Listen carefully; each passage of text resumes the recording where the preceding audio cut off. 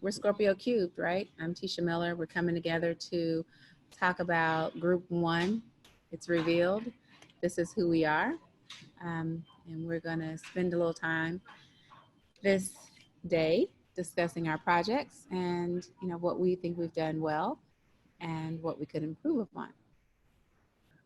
So we start from the group one, project one. Yeah, the quantitative. Good idea. Mm-hmm. Yes. So in this project, the background basically is one of the warehouse property of a logistic company located in the northwest region of the United States. And it has around 100 employees and about 90 customer accounts. So an average of daily shipment between 80 to 100 containers from this location. And the reason why we're doing this study is the yard visibility and handling cost in this company are a common issue in the logistics and supply chain industry. Detention charges and have been widely used in container shipping, and without the yard visibility, the unnecessary charges could be incurred, leading to a higher warehouse and handling costs increase.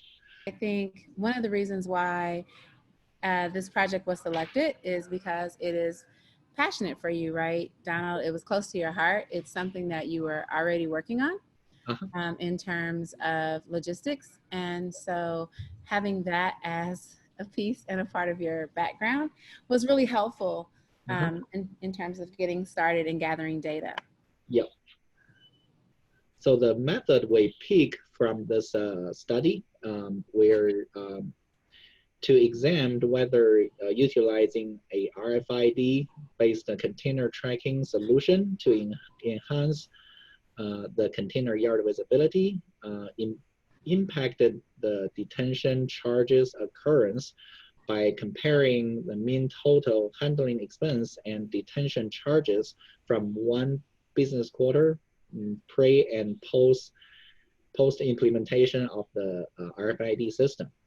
So actually the current study employed a quasi-experimental design to investigate the impacts of RFID on the warehouse costs, and it measured by the handling expense and the frequency of detention charge occurrences. The data sampled from all customer containers from the same business quarter period pre and post implementation of RFID system on the same property were included. So Donald, I have a question, because this is where I get stuck. Can you remind me what the RFID is?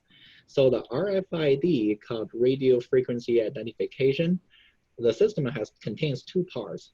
One is the equipment itself, which comes the reader end, and then the other part of the system is the tags.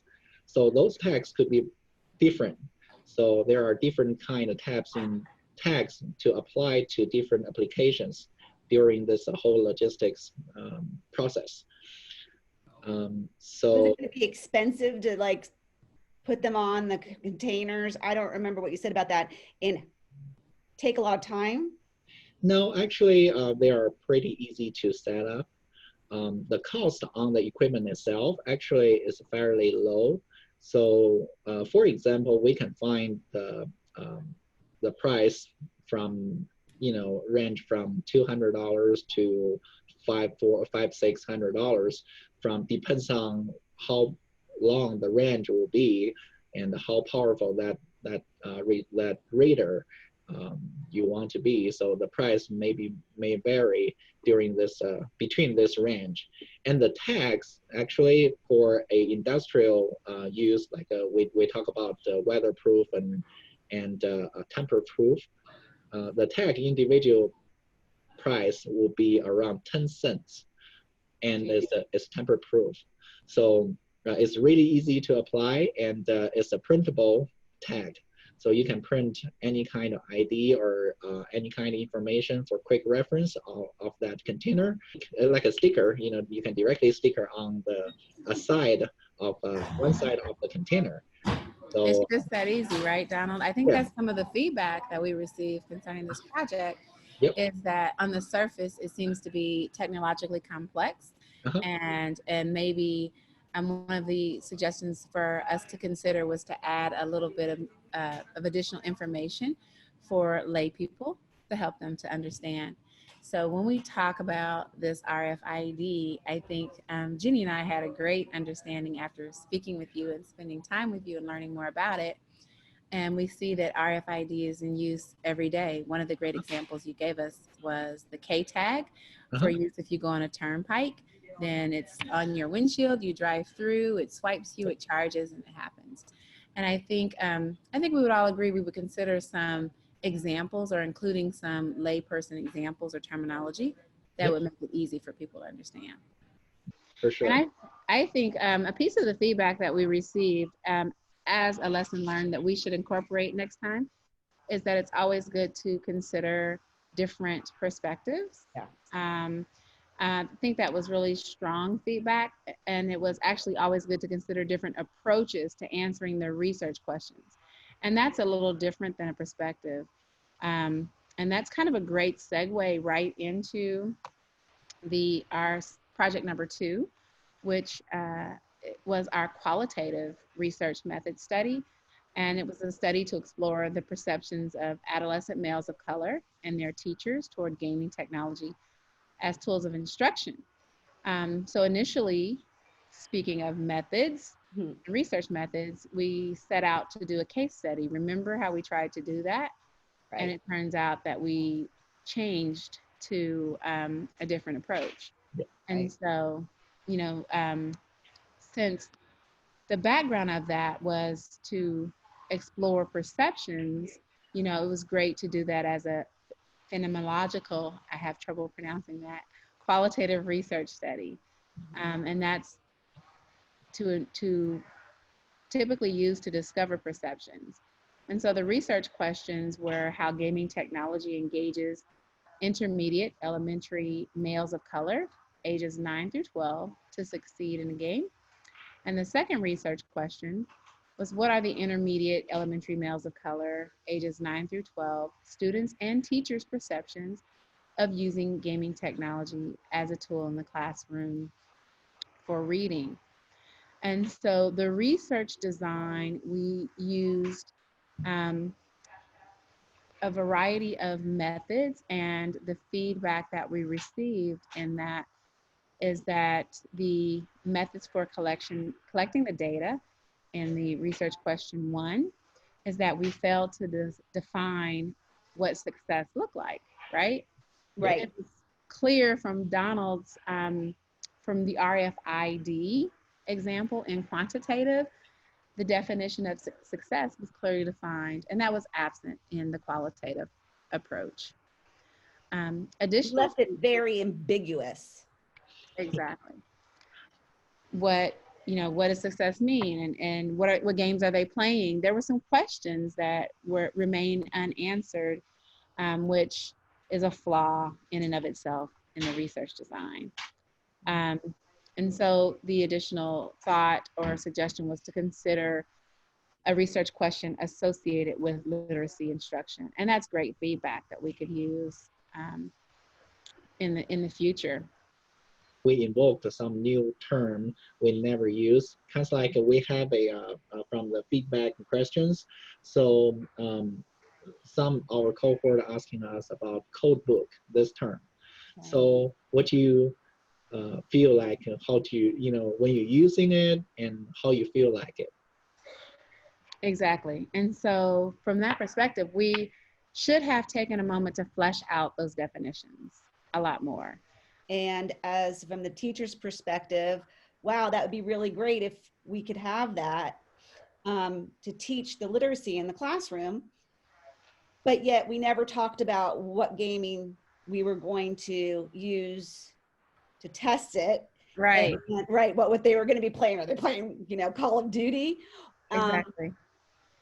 Or what kind of information would the teacher do with it? So we could have been more clear of why that particular piece was chosen, which was a great segue into our third project, Yep. right? Which was involved the flipped classroom. I think we were super innovative in group Yep. one, and the flipped classroom really got won some of our highest marks because we were able to take all of the things we learned along the way and put it into project 3, and that was the mixed methods, right, Jennie? Three is a great practice for mixing both methods together. And I think Jennie gives a real good thought, and that's kind of like a innovative idea to examine that explanatory sequential mix method for the kid with dyslexia. The study for the mixed methods, I wanted to give clarification on background about dyslexia and how it is a language-based disability.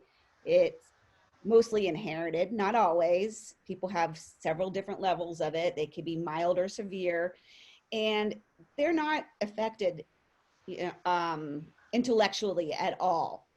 They struggle with their word recognition and spelling, reading comprehension. But what I also find very interesting is that it affects their memory, attention, and organization.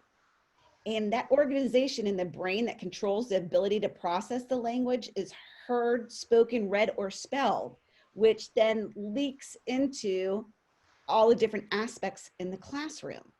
So if we want the students with dyslexia to be successful when the teacher is using multimedia technology, such as the flipped classroom, that is it going to really be successful for a kid that has trouble processing what they're hearing and seeing? Yeah. There. So That was really great because a lot of the feedback that we received was, what's this flipped classroom? What does that look like? And it looks like technology. It looks like infusing technology into the everyday teaching methods. But I kind of wish we had a little bit more time to spend, or we've taken a little more time to spend on explaining exactly what you just described, that the teacher prepares the lesson and the students can see it or view it, on their mobile device or at home, in the library, somewhere else, in advance of arriving in the classroom. It's like a preparatory lesson. Right. Yes. And lesson learned. But we tied in Richard Mayer's principles, which was really important because that is where we have the cognitive theory of multimedia design and that are used in the flipped classroom. And now they take the information processing system that includes the dual channels for the visual and pictorial and auditory verbal processing. And since each channel has a limited amount for processing, the active learning can only be so much before it goes on overload. Let me remind you guys of the research questions. We had 3. Well, can you just put them on the screen? Yes. Good idea. Yeah. Okay, we'll put that on the screen. Donald. Yep. Will you help me out with the method, since I say things incorrectly sometimes? Well, in this research, in this mixed methods research, with the method we're using is a evaluate of multimedia, pedagogical, and interactive software model. We divided the results into main theme and sub-themes, and to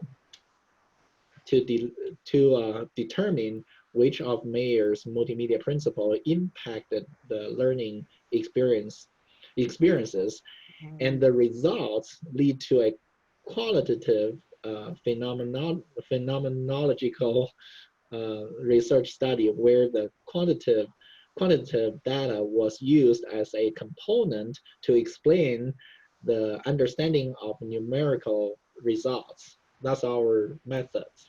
Right. So that was explanatory sequential mixed methods design, right? Yes. Yeah.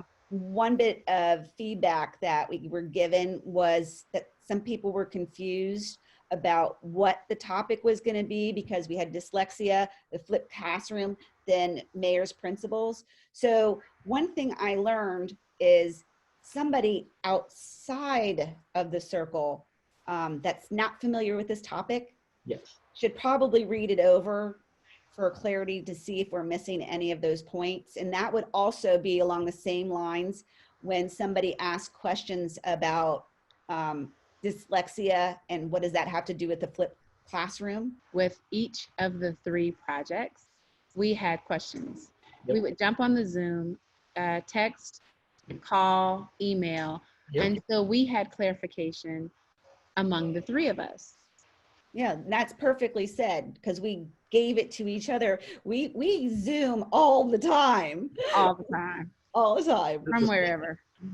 I think, as work as a team is a real enjoyable, and actually, sometimes I'm thinking about, doing this. If I'm by myself alone, I might not be able to complete it, and Right.